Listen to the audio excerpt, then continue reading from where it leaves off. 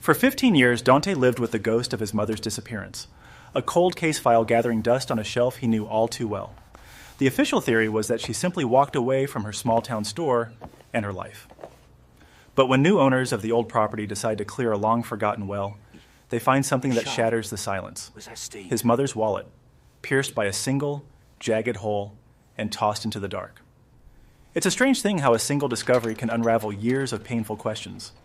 What do you think you would do if a clue to a lost loved one surfaced after more than a decade of silence? Let's walk through this story together. The static crackle of the radio was a familiar comfort in the sterile quiet of Donte's patrol car. He drove the long, straight roads of the county, the pine trees a blur of green on either side. It was a peaceful job most days, the kind of job where the biggest event was a stray cow on the highway. But for Donte, the peace was always temporary. There was one road he always avoided, a small turnoff that led past the husk of what used to be Shantae's Sundries, his mother's store, his mother's last known location. Even after 15 years, the sight of the boarded-up windows and peeling paint was a physical blow, a reminder of the day his world split in two. He had been 17, all lanky limbs and teenage angst, when his mother, Shantae, had vanished. One moment she was there, a warm presence smelling of coffee and cardboard boxes. The next, she was gone. The open sign was still flipped in the window, her half-finished cup of tea was on the counter, but the cash register was empty and Shantae was nowhere to be found. The initial investigation concluded she'd taken the cash and run. A single mother, recently widowed, struggling to keep a small business afloat. It was a simple, clean narrative that the small-town sheriff's department was happy to accept. But Donte never accepted it. His mother wasn't a runner. She was a fighter. The radio buzzed, but it wasn't a dispatch call. It was Sheriff Miller's personal number. Donte, you on duty? Yes, sir. What's going on? Listen, I need you to come out to the old Freeman property, your mom's place. The new owners found something. I think you're going to want to see this for yourself. Donte's knuckles turned white on the steering wheel. He didn't ask what it was. He just turned the car around, his heart pounding a rhythm that drowned out the engine's hum. He took the turnoff he'd avoided for a decade and a half, pulling up behind the sheriff's car in a cloud of dust. The new owners, a retired couple named Elvin and Laura, stood on the porch, their faces pale. They'd been clearing the overgrown back lot, a tangle of vines and saplings that had reclaimed the land. In the process, they'd uncovered an old stone well, its opening covered by rotting timbers that had been hidden under a thick carpet of ivy for years. We hired a crew to see if it could be restored, Elvin explained, his voice shaky. When they sent the bucket down to clear out the debris, it came back up with this. On a plastic tarp near the well lay a collection of mud-caked leaves, rocks, and a single, unmistakable object, a woman's leather wallet. It was warped and stained, but Donte would have known it anywhere. It was his mother's. Sheriff Miller handed him a pair of gloves. With trembling fingers, Donte opened it. The driver's license was miraculously preserved enough to read, Shantae Freeman. Tucked behind it was a faded school picture of a 17-year-old Donte, grinning with a mouthful of braces. A wave of grief, so sharp and fresh it felt like it was 2006 all over again, washed over him. Then he saw it. In the center of the leather was a jagged, three-sided puncture. It went clean through. Looks like a bullet hole, Sheriff Miller said, peering over his shoulder. Maybe .22 caliber, small. Donte ran his gloved finger over the tear. It wasn't a bullet hole. He'd seen hundreds of them. The entry point was too clean, the edges too defined. It wasn't round. It was triangular. This wasn't a shooting. This was something else. The theory that his mother had just walked away hid right there, in the mud, beside that forgotten well. Someone had taken her. Someone had hurt her. And after 15 years of silence, they had just made their first mistake. Donte looked from the well to the dilapidated store, his grief solidifying into something hard and cold. He had a new mission. He was no longer just the son of a missing woman. He was the investigator who was going to find her killer.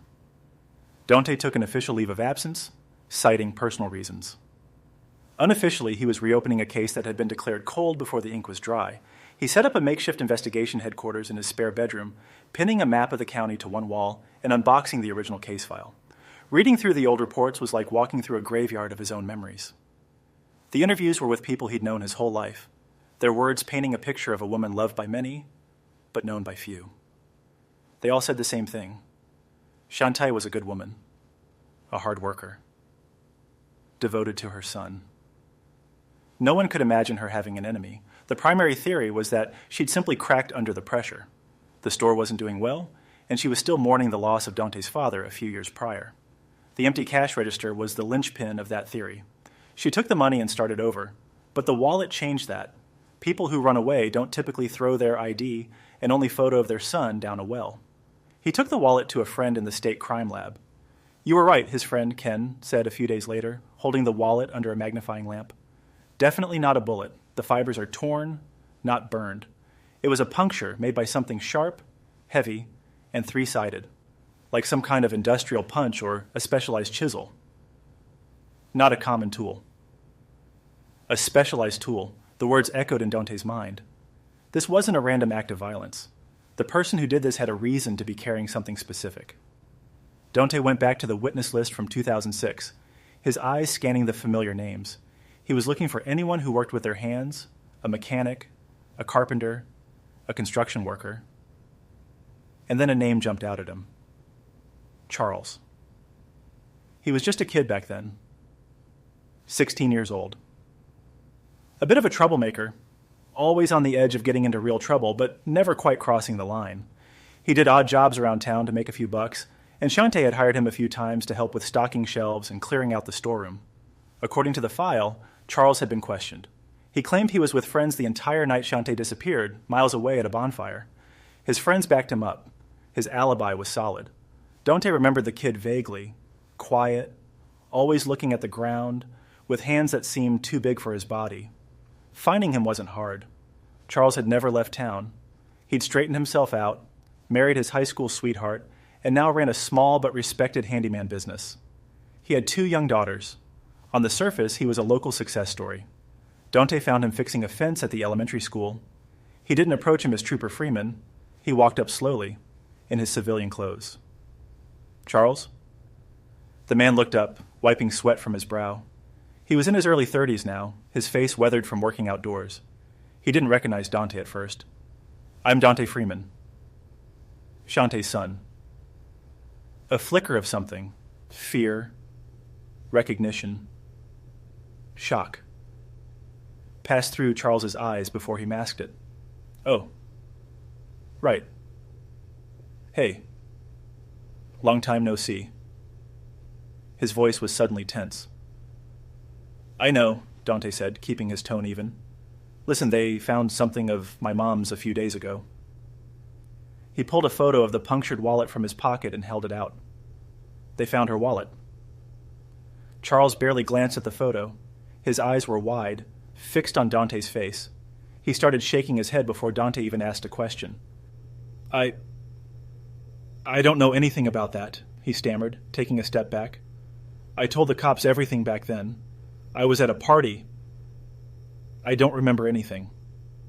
"I'm not asking what you remember, Charles. I'm just showing you." "Well, I gotta get back to work," Charles said, turning away abruptly. "My wife's waiting on me." He practically fled, leaving his tools scattered on the grass. Donte stood there watching him go. An innocent man might have been curious, offered condolences, asked questions. An innocent man wouldn't have looked like he'd just seen a ghost. Donte's suspicion, once a vague whisper, was now a roar. Charles knew something. The question was how to prove it. He started digging into Charles's life, both past and present. He learned that Charles's father had been an iron worker at the old mill that shut down a decade ago. Iron workers used specialized tools, punches, chisels, shaping implements. It was a long shot, but it was a thread. He then looked into the friends who had supplied Charles's alibi. 2 of them still lived in town. The third, a kid named Billy, had joined the Army a year after Shantae's disappearance and had never moved back. It was another small detail, but in a cold case, small details were all he had. Donte decided it was time to put some official pressure on. He went to Sheriff Miller with his findings, the tool mark, Charles's history, his nervous reaction. It was thin, but it was more than they'd had in 15 years. Miller was reluctant, but he respected Donte and agreed to bring Charles in for an informal conversation. The confrontation took place in a small, windowless room at the sheriff's station. Charles sat across the table from Donte, his hands clasped so tightly his knuckles were white. Sheriff Miller stood by the door. "We just have a few more questions for you, Charles," Donte began, his voice calm. "About the night my mother disappeared." I told you I was at a bonfire, Charles insisted, his voice cracking. Right, with your friends. But we were looking at your dad's old work records from the mill. He was a metal worker, wasn't he? Used a lot of custom tools, things like three-sided chisels. Charles's face went completely pale. He stared at Donte, his mouth slightly open, but no words came out. He was trapped. It's over, isn't it? Donte said softly, the anger he'd held for 15 years giving way to a profound sadness. Just tell me what happened. Tell me where she is. Charles broke. The facade he had maintained for half his life crumbled into dust. He dropped his head into his hands, and a deep, gut-wrenching sob filled the small room. I didn't mean to, he choked out between tears. I swear, I never meant for any of it to happen. He was 16, broke, and desperate. His family was struggling, and he felt the weight of it on his shoulders.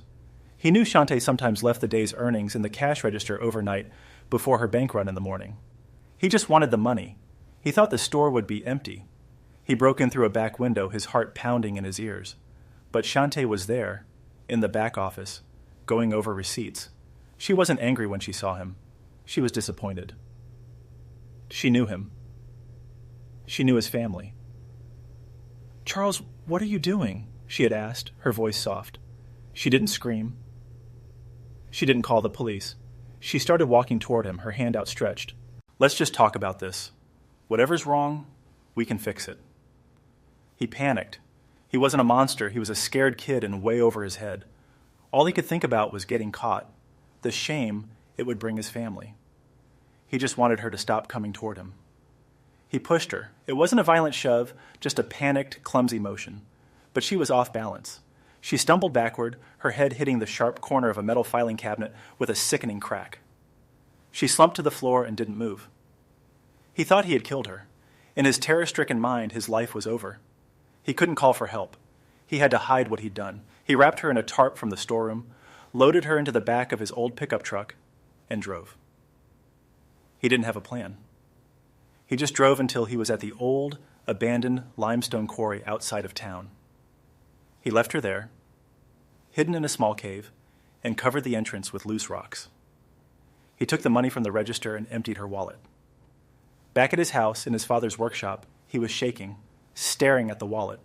It felt like it was burning a hole in his hand. He saw one of his father's ironworking chisels on the workbench. In a senseless act of fear and rage at his own stupidity, he grabbed it and slammed it through the leather again and again. Then he drove to her store and threw the wallet down the old, overgrown well, hoping it would disappear forever, just like his crime. Sheriff Miller got on the phone, dispatching a team to the quarry. Charles sat there weeping, a broken man who had been hiding a terrible secret since he was a boy. Donte just watched him, the image of his mother trying to help the boy who was about to end her life, burning in his mind. A week later, after Charles had led them to the exact spot, Shantae's remains were recovered. The town that had whispered about her for 15 years now mourned her. Charles was charged and sentenced, his 2 young daughters now facing a future with a father in prison. The cycle of tragedy continued. Donte finally held a funeral for his mother. It was a small service, just a few old friends and family. He stood before her gravestone, a simple granite marker that finally gave her a place to rest. He placed a single white lily on the grass. The questions that had haunted him, that had shaped the man he became, were finally answered. The truth didn't erase the pain, but it ended the uncertainty. The ghost was gone. He was no longer the son of a missing woman. He was just a son, finally allowed to grieve. It's a tragic end to a long mystery. Charles made a terrible mistake as a teenager that cost Shantae her life and ultimately ruined his own. Do you believe someone can truly be redeemed after committing such an act, or are some mistakes too great to ever overcome? If this story made you think, please consider sharing it with someone who appreciates tales of mystery and justice. Your support helps us continue to bring these forgotten stories to light. Thank you for listening.